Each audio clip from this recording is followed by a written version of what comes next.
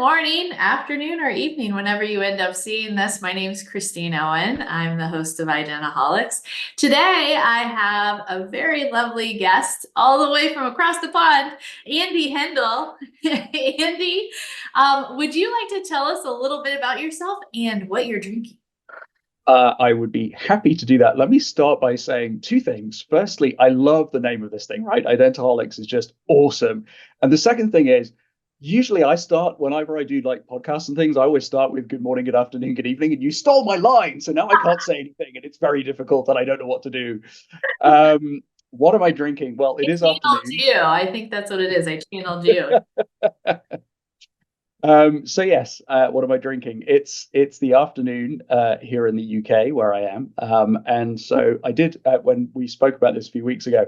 I promised that I would consider bringing a small glass of whiskey, which, as many people, many of my friends know, is kind of my drink of choice. But 2 o'clock in the afternoon is a little bit challenging for whiskey, and I'm looking at what I have to do for the rest of the day and thinking that would not be very professional. So I apologize to everyone for not having brought a lovely glass of whiskey, but instead I have this very fine artisanal mug of, I don't know if everyone can see that, of green tea, which I made for myself, which is something I tend to drink in the afternoon. So there we go. Green tea is my drink of choice today. I think that's great for you. In honor of you, I'm actually not drinking this week, which is very unlike me as well. So I made iced tea, so I made it more Southern American, but I used English breakfast tea from Lidl. Very Very international, good. if you Yeah, will. Actually quite good. It's almost as good as Lipton. So there you go. so anywho, so Andi, you do a lot of things. A lot of people probably know you as the guy who runs Identiverse, because you've been doing that for about a decade. You also have a consulting firm, and you've done all these things before you even started doing Identiverse and consulting. So I'd like to start off by understanding a little bit about how you got to where you are, what it is that you're doing now, and yeah. I'm wondering how long we have. We're here for as long as you want. Oh dear, this is very bad. This could go wrong. So let's see. Where's the best place to start? You are absolutely right that I've been variously involved in the digital identity space for probably 15 years or so now, maybe a little more than that actually.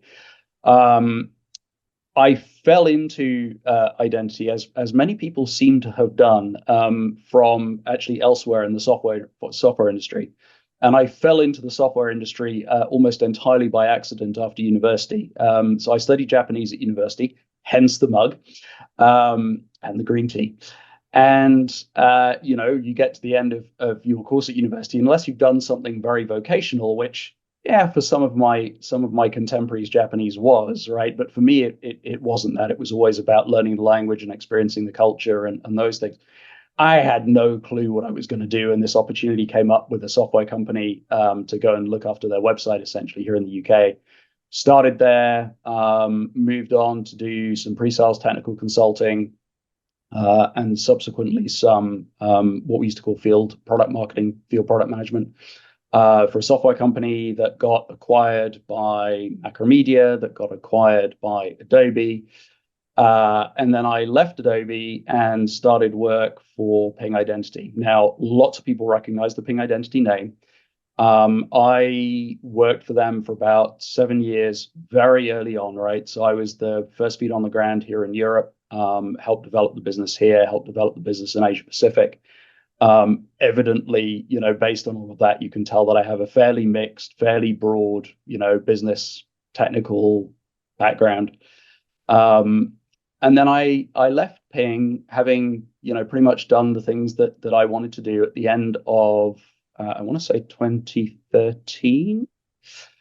And then and that was probably about 5 years into the early years of what was then Cloud Identity Summit, which became Identiverse, right? So I'd attended those, obviously, as part of my role at Ping.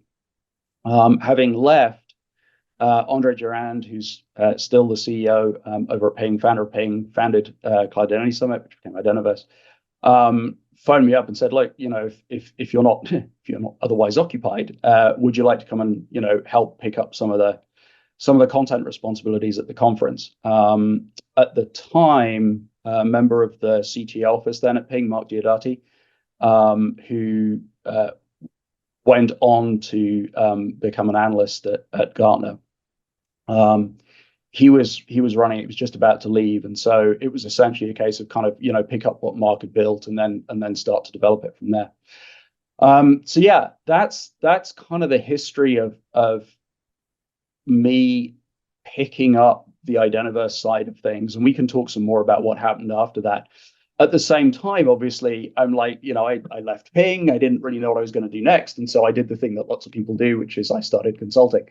And so I've done and continue to do a variety of engagements with a variety of organizations, ranging from go-to-market sort of strategic planning for startups in the space, right the way through to market landscape briefings or specific technical area briefings for much larger kind of global scale enterprises. Obviously do less of that at certain times of the year, given the amount of work that goes into Identiverse these days, but it's still a really important part of where I'm engaged in the industry. And then I'm involved in a number of the industry associations, right? So I was very closely involved with ID Pro when we originally set that up a few years ago, and I now sit on the emeritus board there. I'm involved with Kantara and have been in a variety of ways for some years now. Currently sit on the board at Kantara. I also have a board seat with a startup out of a well-established startup out of Sweden called Curity. I'm involved with them. So, and there's a few other things that I kind of get stuck into. So yeah, that's the overview. There's all sorts of threads we can pick up from there, but I should stop talking for a second. Yeah, no, I love it because first off, I think when you talk to anyone in identity, like you said, generally people don't come out of college and go, boy, I want to get into identity. Maybe they do now, but they definitely didn't then. People just kind of end up accidentally in identity somehow.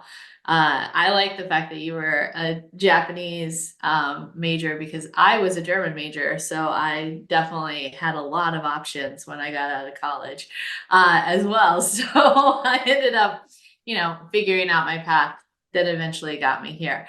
But the one thing that I think obviously the reason why we're talking a lot about Identiverse right now is because this will be airing right before Identiverse. And this is actually my first year where I get to see how Identiverse works on the inside because I was very graciously picked to be on the advisory board. And boy, is it a lot of work. It is really quite amazing. And I don't know how you have done all of this for the past 10 years because it's so much work and I love it. So the answer is I have wonderful people like you on the content committee to do all the stuff. Yeah. But still you see everything. So the one thing that in this year when I got to see all of the submissions and then we whittled it down, and then now I'm seeing all of the decks coming in. What's really interesting is that in this year's theme, I think, of people who submitted things, it was all ABAC related. And what I found really interesting on our thread was that a lot of people said, you guys haven't done ABAC in a long time and we don't think there's enough ABAC. And so it just seemed like everyone got together and decided to throw some ABAC into the ring, which is good because I think we're finally at a spot where ABAC might actually work out. And I'm really excited about this piece. But I think I then started thinking about this when I started preparing for this, that there must always be every year people start thinking about a particular topic and there's just a larger submission of topics each year. So how are the trends in your mind? How are they chosen by people who organically are making this decision? That's a really interesting kind of it's more than a question, right? It's a whole area that we can dig into. And you're right, it's been fascinating over the you said decade earlier, and that sounds way longer than 10 years. I'm going to go with 10 years. It sounds better. So, over that period of time, it's really interesting to see how things have evolved. And on the one hand, it's a little bit artificial because clearly as the conference gets bigger, better attended, more well known, well, you by necessity you end up with a lot more proposals from a much wider group of people, right? So that sort of the selection criteria changes over time, which makes it hard to do that longitudinal analysis. But I think macro trend is that we very much see things come and go, right? So my favorite example of this is the whole area of, and I'm hesitating only because in a minute you'll understand why. People call this thing by all sorts of different names, and it evokes different responses from different people depending on which name you use. So the whole area of personal identity, self-sovereign identity, blockchain, distributed, like all of that whole thing, right? If let's say 6 years, right? We had, and I might be out plus or minus one. We had a whole track essentially. Not that we really do tracks at the conference, but essentially a whole track. Specifically on distributed ledger, blockchain, how we were going to deal with identity. Pretty technical, pretty early, heartfelt opinions and deep discussion and all of that. And there was nothing to talk about for 2 or 3 years after that, right? Why? Because people were off trying to figure stuff out, right? And then, to be fair, I think there was a little bit of extra delay on account of the whole pandemic situation, which kind of got in the way of some of the flow of all of this. But you look at last year, and suddenly we've got all sorts of much more practical things happening. So we see topics arrive, drift off. Not that nothing's happening in the industry, it is. Not that we didn't cover it, because we did. But instead of having 8 or 10 things, we had 1 or 2. And then suddenly last year we had, again, like a whole track, but much. What does this look like in practice? How do we deploy it? How do things like trust frameworks work, which lots of identity professionals haven't gotten anywhere near yet, and many won't, but a lot will, I suspect, more than realize it. Identity for internet connected things is another area that's like that, right? We had a lot of material on that maybe 8 years ago.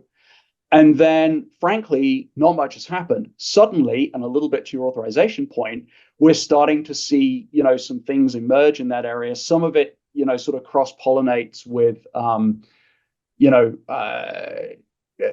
robotic processes, that kind of thing, right? So how do you authorize a software process to carry out an action on behalf of somebody, and how do you monitor that? Kind of niche, except not, because increasingly people are impacted by those sorts of things in their routine, kind of, I'm just a digital identity professional doing my job, and suddenly I have to think about, how do I authorize these processes? And if you happen to work in the industrial sector or an industrial sector, then things are likely to be something that matters, right? So you've got sensors, you've got machinery and plant, you've got all of those things. Or if you're on the consumer side, you might be looking at it as well. So you're right. This year there has been, and I'm kind of pleased about this, because we sort of predicted it coming out of Identiverse at the end of 2023, right? There's a lot happening in the authorization space. Mm-hmm. And I'm pleased that we're able to cover that. I think that one's going to run for a while. There's a lot of work to do there. Some of it is calling it long tail is maybe wrong, but it's kind of bringing everybody up to the current state of the art. But the current art needs to evolve a lot, in my view, and I don't think I'm alone in expressing that view. That work is ongoing, right? So that's very positive. As a result, I suspect that we're going to, be covering that in much more depth, probably for another year or two, even. One of the things that has been really interesting and exciting and fun to be able to do over the last couple of years is that so Identiverse, as most people will now be aware, Ping Identity sold the conference essentially to Cyber Risk Alliance. And so with CRA's help, we've been able to do some things at the conference that we've not been able to do before. And one of those things is to start analyzing all of the responses that we get from the CFP, looking at that as a set essentially, and then saying, okay, well, what trends pull out of that? Is it rigorous and academic? No. But it's also more than just a nice piece of marketing, right? There's actually some really interesting nuggets in there. And it's top of mind for me because I just finished writing a little introduction to it this morning. And there are some really interesting things that we start to see during the course of the year, not only in terms of, I guess, technical topics like, authorization or personal identity or wallets or, whatever it might be. Like last year, there was an awful lot of passkey, as you might expect. But we also start to see some differences in who is putting proposals in, right? And so we get an increasing, and I'm really pleased about proposals from practice large enterprises, small enterprises, enterprises of all sizes, and other organizations, right? So I don't want to exclude public sector and government from that. We get plenty of proposals from there as well. But really specific kind of, I went out, I tried to solve this business problem by deploying, passkey or externalized authorization or, whatever it might be. Here's how I went about it. Here are the problems I ran into doing it. Here are the integration things I had to do. Like, that's really valuable. It's as valuable as having somebody who works on a standard come in and explain this is how the standard works, right? You kind of need both of those things. So the more of that we get, the happier I am. Yeah, we have some pretty cool ones that are like that. And I've been, working on those, and I'm really excited about seeing some of them. The more I see them, the more excited I am. I think there's some really good lessons learned from large scale implementations. There's one in particular that's a migration, and I can't wait to see the talk, because the migration looks quite challenging, but it happened, right? So they got through it. So they have some good lessons learned from that as well. So I want to talk a little bit about the way that this is Chauncey, by the way, the way that the conference has changed, because my first conference was right before the pandemic, when it was in DC, and the conference used to go from city to city. Then we had the pandemic and it went to virtual. And then it was in Denver for a couple of years. And that first one after the pandemic was really teeny tiny, but it was amazing. I went to that one, and I am so glad I did, because it was kind of like this intimate gathering of identity professionals. And that's where you got to really meet a lot of the people in the profession. I'm wearing my shirt from that year. I got an Auth0 shirt that Vittorio, they were doing a printing press and he did it for us. So that was really exciting. But last year you had quite a few attendees, and I know this year there's going to be even more in Vegas. And I think, and this is my theory, maybe it's because I'm biased, but I feel like the industry is primed to have more and more attendees in the future, just because people are starting to wake up and realize how important identity is. And Identiverse, of course, covers everything, not just one sliver of identity. So what have you seen from the early days to now?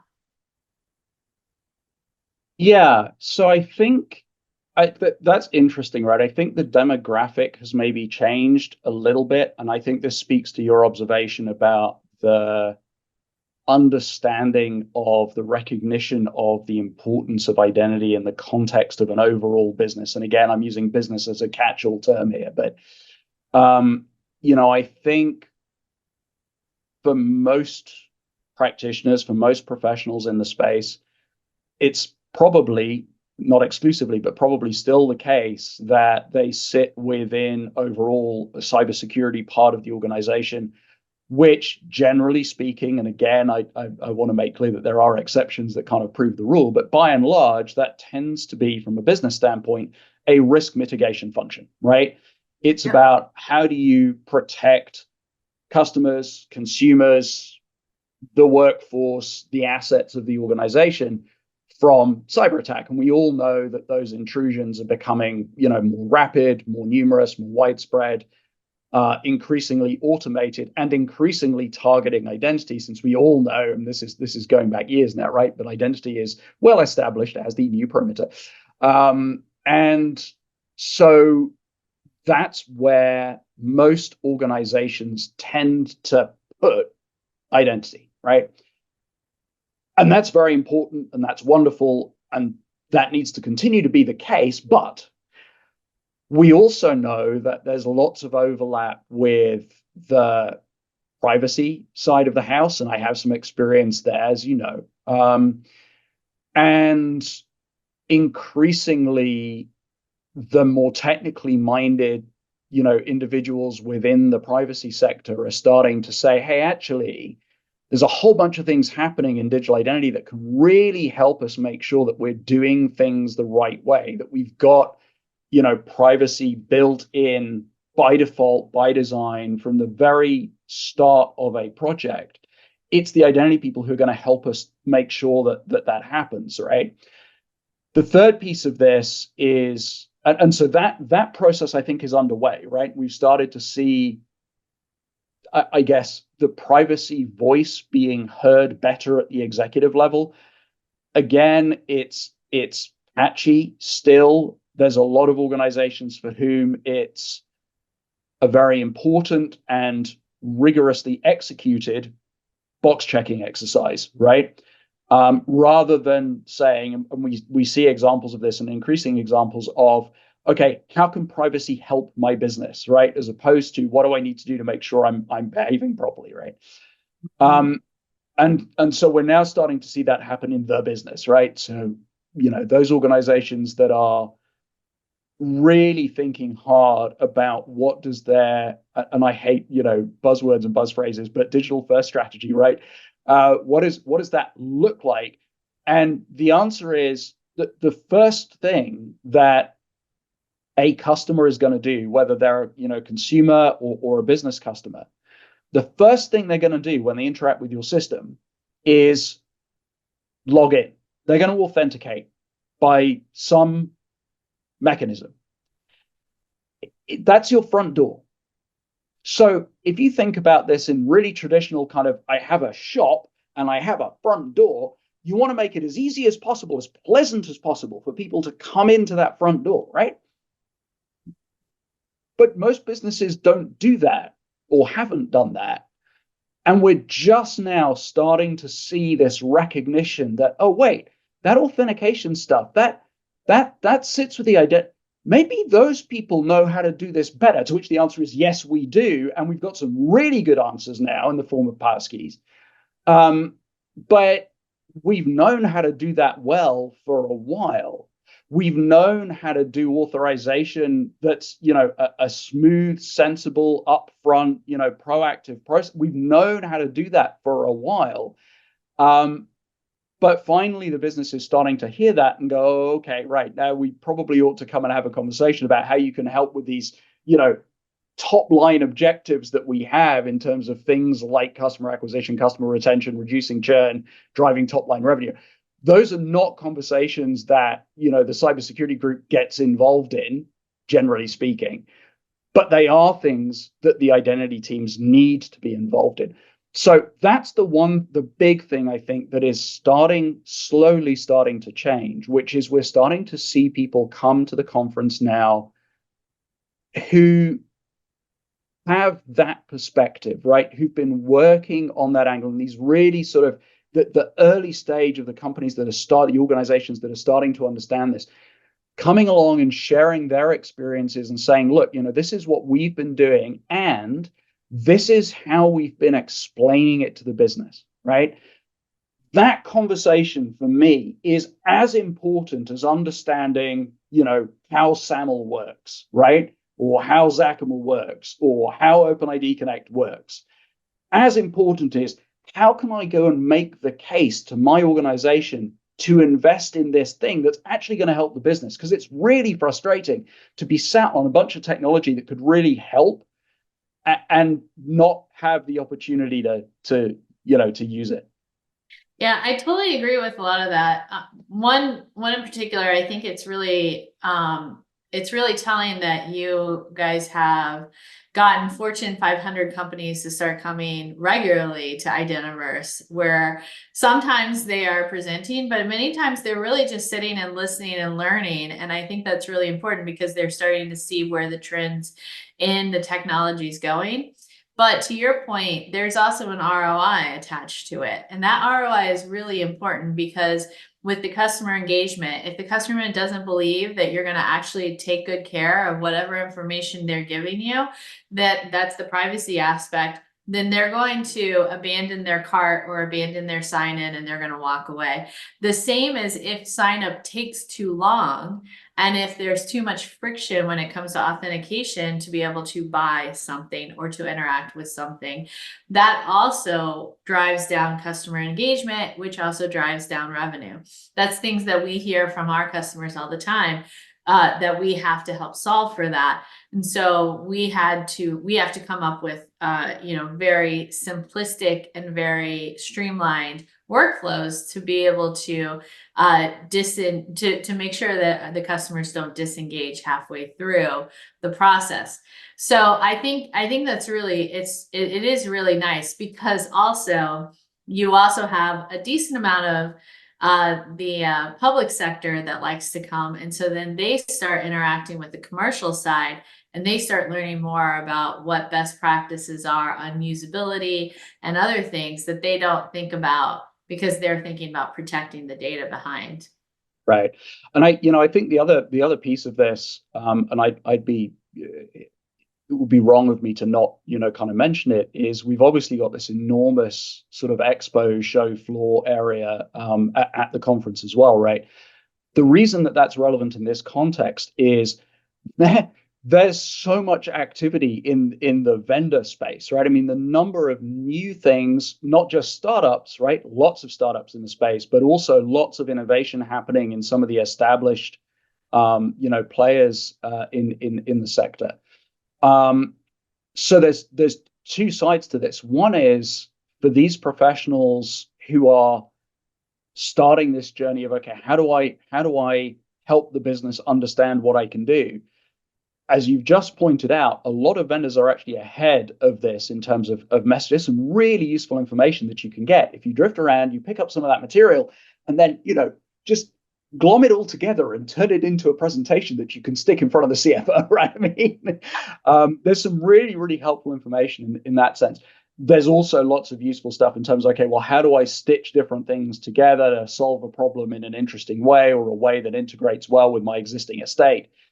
The flip side of this, and I think this gets missed more often than not, is the benefit to the vendor of taking the opportunity to listen to what practitioners are actually looking to achieve. You don't get that opportunity very often. And I've been on the product side, so I know this. You don't get the opportunity very often to have, several thousand individuals, all in different industries, with different backgrounds, with different problems, drifting around, willing to have a conversation about this is what I'm trying to do. And I certainly, personal anecdote, but I always found it much more productive when I, had to go and stand at a booth years ago, right? I'm very, very pleased I don't have to do that anymore. But, used to do it for sure. And always had much better conversations if I started out with, hey, tell me a little bit about the business, right? Tell me a little bit about what you're doing, as opposed to, let me show you my thing. So I think, there's a huge opportunity for collaboration, for cross-fertilization, not just between vendors, but also to hear what it is that practitioners are really looking for. Even if they're not necessarily your target customer today, they could be tomorrow. Yeah, I definitely agree with that. When Cosmos, of course, we have a pretty big booth at Identiverse, but the Identiverse has a massive floor space for the expo, which is really nice to see how I mean, it's obviously not RSA size, but for a conference the size of Identiverse, the expo hall is pretty large, I think, because the vendors understand that that is the one place to really get in front of identity buyers. First off, I also want to add, I'm so excited to learn today that you were a booth babe, Andi. That's very exciting. But I also think that not only that, but the companies who come and have a booth, it's very important for them to bring additional people so that they can go to the conference and actually listen, because there's a lot of things that you learn at the conference and also during the question and answer period, of which there is always one at Identiverse. You get to see what different companies' issues are and how they're thinking through the issue that has just been presented to their mind, and whether they have something similar, in which case then, yep, that's something that that it's not just in one place, it's in multiple places, and how can you solve for X, right? So I think that it's a really good spot. There's also just a lot of places I'm like, I can't believe, but I'm not shocked because I've been going to Identiverse for so long. But there's a lot of places where you can just go and have a really good conversation with someone new and meet someone and learn about what they do. And I think that's really important because the community that goes to Identiverse are all really nice. The people who've been there for forever are all extremely nice, and they're very willing to help out. But then the new folks that come in, once they start warming up and asking questions, it's really nice to like bring them into the fold as well. So I find that it's a really welcoming community. Yeah, I'm really glad that you said that, Christine, in part because it's very hard for me to judge, right? Like I'm so close to it, and during the week itself, I'm pretty buried in things I have to do. But it's really helpful to get that perspective, and it also reminds me of something that we actually introduced last year, and we'll do it again this year, but better. Is that with the help of a couple of the associations, so ID Pro, Women on Identity, and a couple of others, we did essentially a newcomer session right before the first sort of set of breakouts at the very beginning of the conference last year. So we did not know how many people were going to show up, and I think there was a certain amount of trepidation. Right, we'd experimented with it very loosely. Actually the prior year. And it was, very last minute, very kind of grassroots, and it didn't entirely work. But for reasons that I think we all understood, but there was still a certain amount of nervousness. Like, is anyone going to come? Right. So the answer is lots of people came. We probably had about 150 people, maybe 200 people actually crowding outside of a room that realistically would have sat about 75. So that was really good. And one of the key things about that is helping, people who either haven't been to Identiverse before or came a long time ago and then for whatever reason, weren't there for a while, and like it's evolved, right? It's bigger, it's different. Some things are still the same, right? But there's some new things too.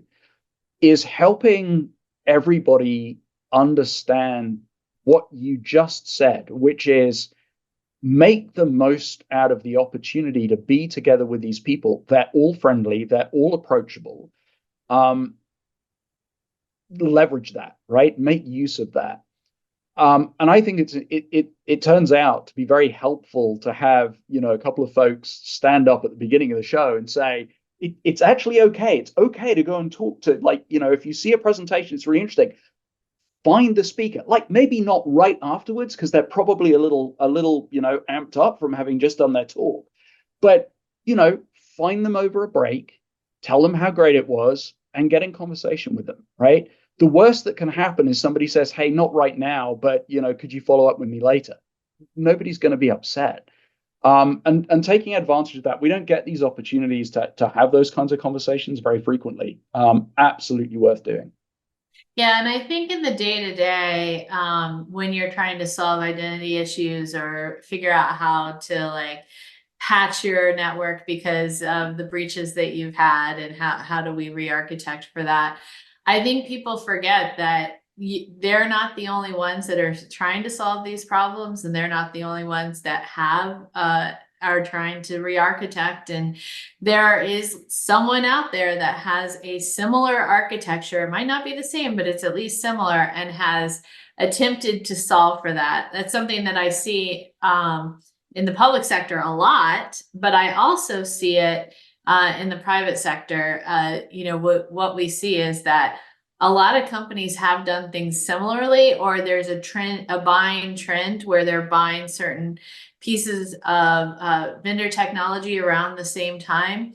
And so they all have to do a very similar architecture at the end of the day. So as long as it's not a ton of a ton of legacy that still is, mainframes in the back end, everybody. But you know what? There's still companies that have that exact same I problem. was going to say legacy is my favorite word, right? We integrate with legacy technology. What you mean is that you will actually run with the stuff that actually runs my company, right? Yeah. I think what they mean is we'll just firewall off that whole piece, and then we can punch through that Yeah, yeah, firewall. yeah. Just See. ignore the COBOL. It's fine. It does its thing. Jeff looks after it. It's okay. Yeah, exactly. Only Jack knows, but it's okay because he'll be here forever, we swear. Yeah, yeah.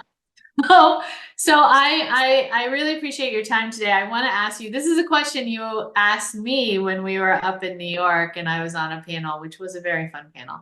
So and it's not the same question, but what do you think is going to be the biggest topics in Identiverse or in identity in 5 years?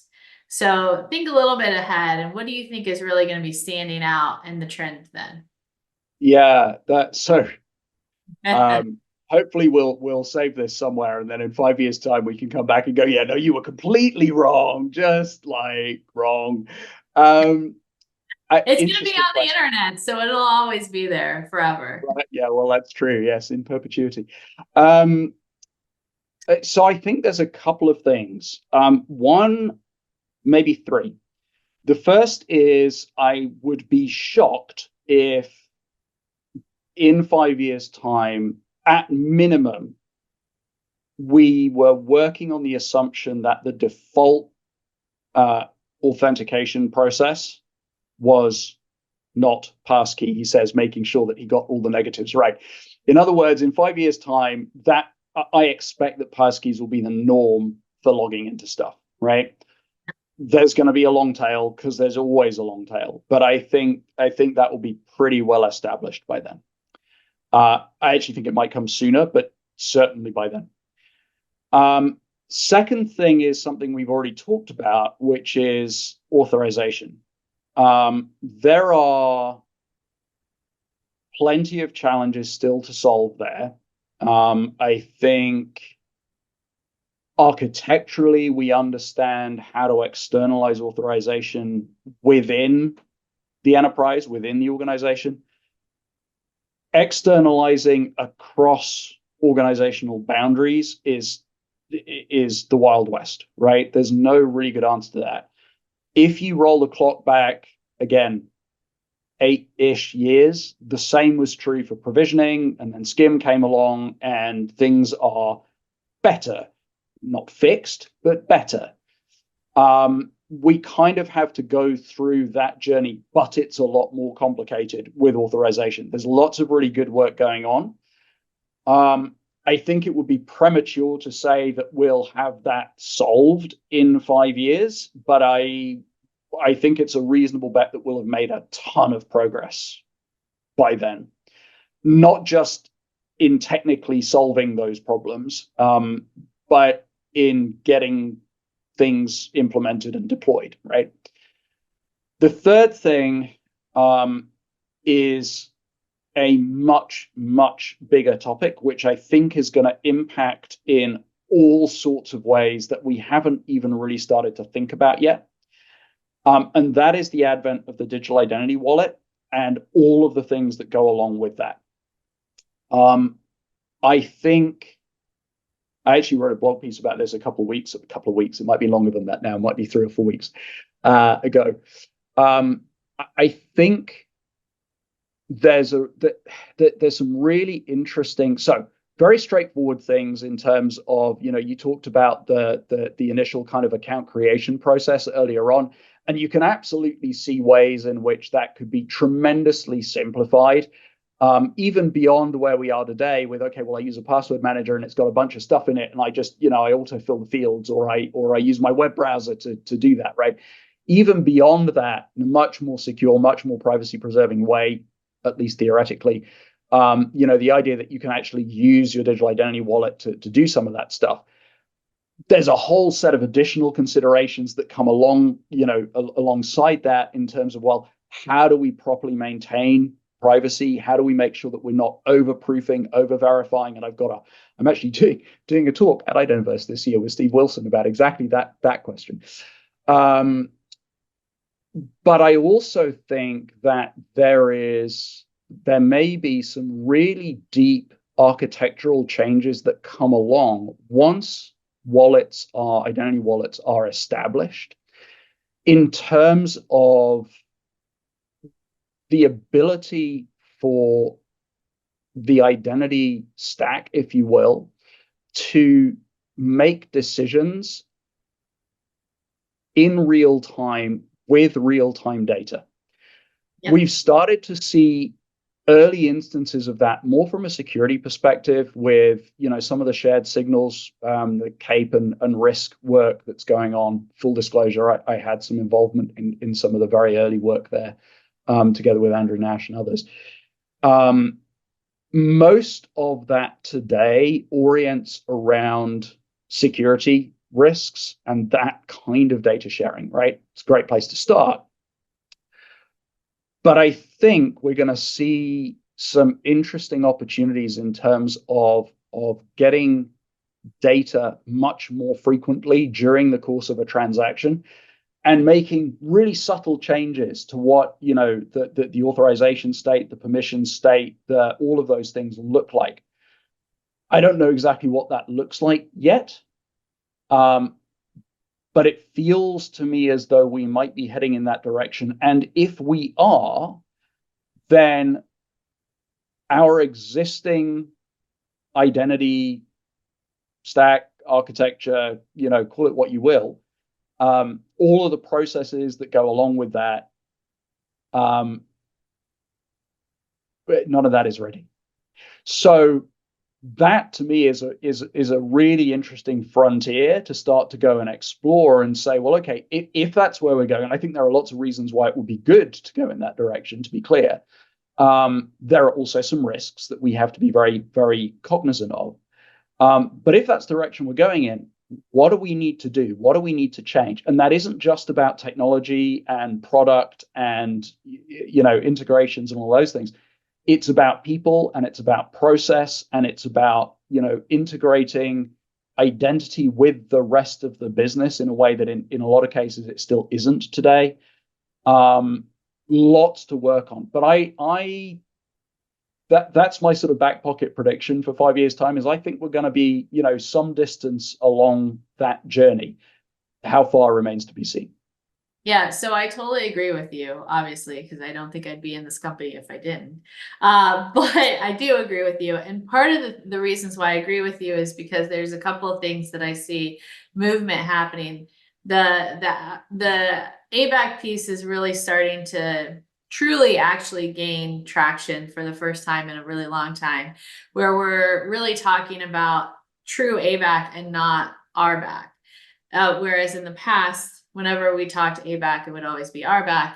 This is a completely different. But if we're going to have this true ABAC, we actually have to have attributes to pass over to them.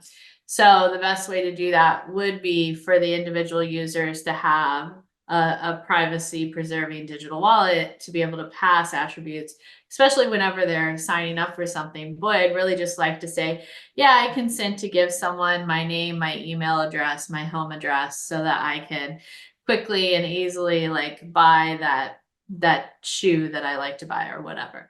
But at the same time, there's this other thing that has to be layered in, which is, a trust framework, which you kind of sort of touched on it before. And I think we're seeing that with the way that the standards are written, and then we're going to have to be able to enter into that as well, because much like passkeys, where you need to make sure that the provider is a reputable provider with passkeys, and that's why we have the FIDO Alliance to be able to say, yep, this meets our specifications and standards, or no, it doesn't. You're going to need to have something similar in that digital wallet, in that VC space, because we need to be able to know who we can trust and who we can't. So because we're seeing a lot of companies start to get into this space as well. So I'm really excited about that prospect. Yeah, no, there's lots to do. There's it's funny you talked about the idea of trustable providers.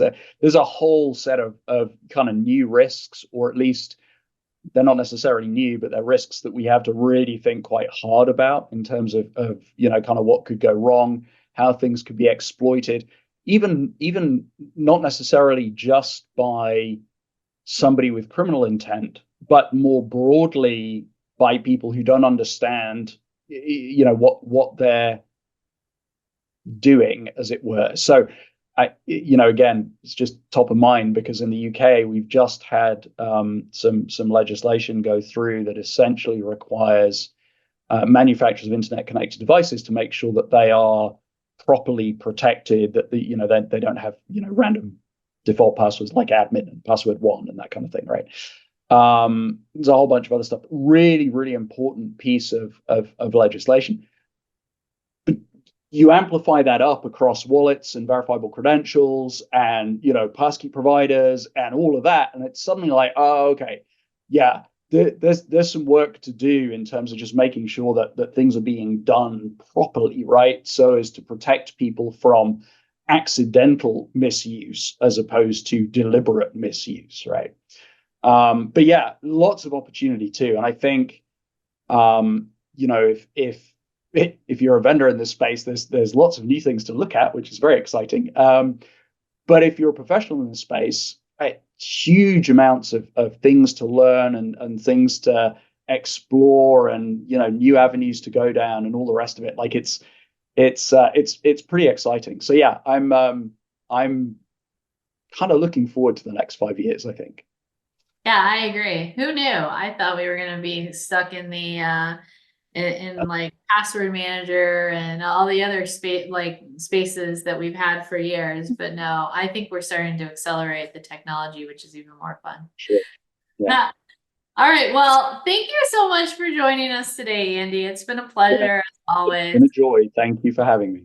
Yep. All right. And I will definitely see you in the States soon. So thanks so much. All right. Thanks. You take care.